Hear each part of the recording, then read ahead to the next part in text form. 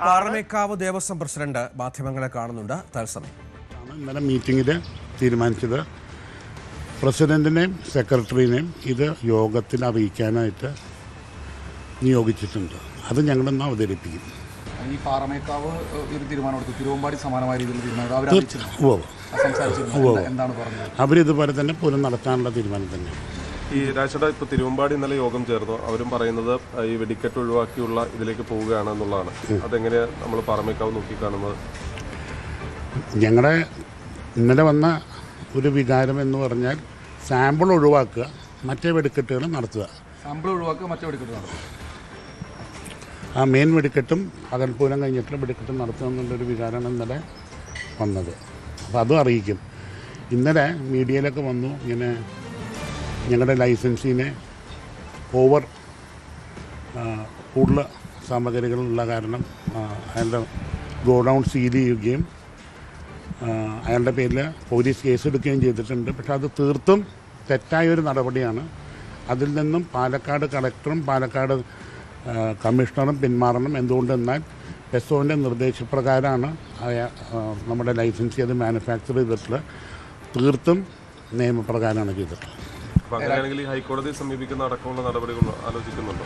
അത് ആദ്യത്തെ സ്റ്റേജ് എന്ന് പറഞ്ഞാൽ നമ്മളിത് ഡിസ്ട്രിക്ട് അതോറിറ്റീസിനെയും സ്റ്റേറ്റ് ഗവൺമെൻറ്റിനെയും ഇത് അറിയിക്കുക.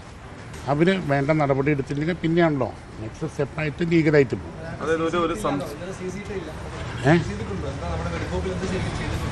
അതായത് അവിടെ ഞാൻ മനസ്സിലാക്കിയത് ഇത് 1000-1500 കിലോ കണ്ടു എന്നുള്ള പറഞ്ഞിട്ടാണ് സീസ് ചെയ്തിട്ടുള്ളത്. പക്ഷേ അയാൾക്ക് 6000 കിലോ വരെ മാനുഫാക്ചർ ചെയ്യാനായിട്ട് ഉള്ള നിർദ്ദേശം പെസോ തന്നെ നൽകിയിട്ടുണ്ട്. അങ്ങനെ കഴിഞ്ഞ 10 കൊല്ലമായിട്ടും ഇങ്ങനെ തന്നെയാണ് നടക്കാറ്. കഴിഞ്ഞ കൊല്ലം പാലക്കാട് ഇതേ സ്പോട്ടിൽ നിന്നും പോലീസിൻ്റെയും റവന്യൂവിൻ്റെയും എസ്കോർട്ട് കൂടിയിട്ടാണ് ഈ ഫയർ വർക്ക്സ് വരാറ്. അപ്പോൾ അവരൊന്നും ഇത് അറിഞ്ഞിട്ടില്ല എന്ന് പറയുന്നത് തീർത്തും ആൾക്കാരുടെ കണ്ണിൽ പൊടിയിടുക എന്നുള്ള ഒരു ഇതാണ് എടുത്തിട്ടുള്ളത്. അപ്പോൾ പാലക്കാട് കളക്ടർ ഒന്ന് പിന്മാറണം. അവർ ഇൻഫോം ഡിസിഷൻ എടുക്കണം. അവരിതിൻ്റെ കീഴ്വഴക്കം മുഴുവൻ പഠിച്ച് ഈ പേപ്പർ ഈ ഫയൽ സ്റ്റഡി ചെയ്തിട്ട് ഇതെങ്ങനെയാണ് നടന്നിരുന്നത് എന്നുള്ള സ്റ്റഡി ചെയ്തിട്ട് വേണം ഒരു തീരുമാനം എടുക്കാൻ. അതുപോലെ തന്നെ ഈ പറഞ്ഞതിൽ നിന്ന് അതായത് സാമ്പിൾ ഒഴിവാക്കുന്നു, മെയിൻ വെടിക്കെട്ടുകളും നടത്തണം എന്നുള്ളൊരു വികാരമാണ് ഉണ്ടായിട്ടുള്ളത്. ഒരു വികാരമാണെന്ന്. അപ്പോൾ അതിന്ന് ഈ ചേരുന്ന സർക്കാർ വിളിച്ച യോഗത്തിൽ അറിയിക്കും. തീർച്ചയായിട്ടും അത് അറിയിക്കും.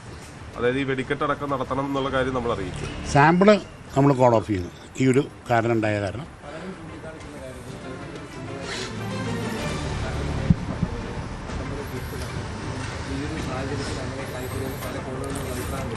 അല്ല, അത് ഞാനൊരു കാര്യം പറയട്ടെ. ഇപ്പോൾ പല മീഡിയകളിലും പല ചർച്ചകളിലും ഇരുന്നിട്ട് ഇതേ ചോദ്യം ചോദിക്കാറുണ്ട്.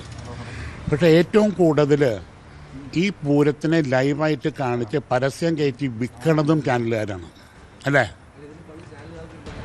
അല്ല, സമൂഹത്തിൽ അഭിപ്രായമില്ല. അങ്ങനെയാണെങ്കിൽ അതിൻ്റെ റെസ്പോൺസ് എന്താണെന്നുള്ളത് ആൾക്കാരവിടെ കാണിച്ചു തരും.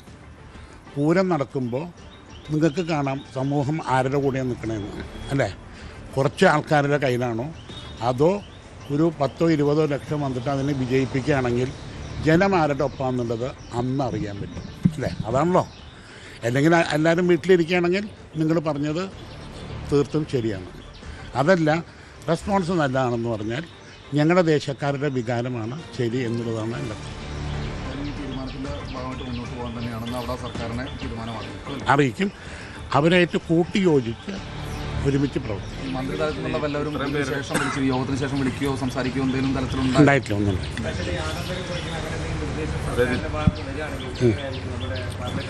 ഈ ആഡംബരം കുറയ്ക്കുക എന്ന് പറഞ്ഞാൽ നിങ്ങൾ എന്താ ഉദ്ദേശിക്കണേ? അല്ല, എന്താ ഉദ്ദേശിക്കണേ? ആനകളുടെ എണ്ണം ഇപ്പോൾ ഏറ്റവും കൂടുതൽ അല്ല, ഏറ്റവും കൂടുതൽ റിച്വൽസ് ഉള്ളത് പാറമേക്കാവിലാണ്. അത് നിങ്ങൾ മനസ്സിലാക്കണം.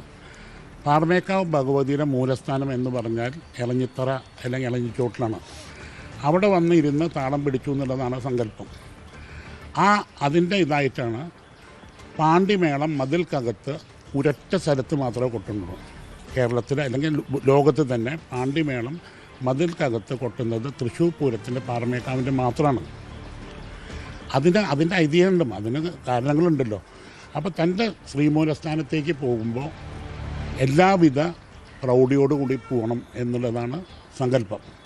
അപ്പോൾ 15 ആനപ്പുറത്താണ് പാറമേക്കാവ് ഭഗവതി നമ്മുടെ ഇന്നിപ്പോൾ തിരുവമ്പാടിയും പാറമേക്കാവും നിലപാട് അറിയിക്കും. പക്ഷേ അന്തിമ തീരുമാനത്തിലേക്ക് വരുമ്പോൾ വെടിക്കെട്ട് വേണം എന്ന അഭിപ്രായത്തിൽ പ്രാമുഖ്യം കൂടുന്നു എന്നാണ് ആ വാക്കുകളിൽ നിന്ന് വ്യക്തമാക്കേണ്ടത്. വെടിക്കെട്ട് ഒഴിവാക്കി സാമ്പിൾ വെടിക്കെട്ട് മാത്രം ഒഴിവാക്കുന്ന നിലപാടായിരിക്കും എത്തുക.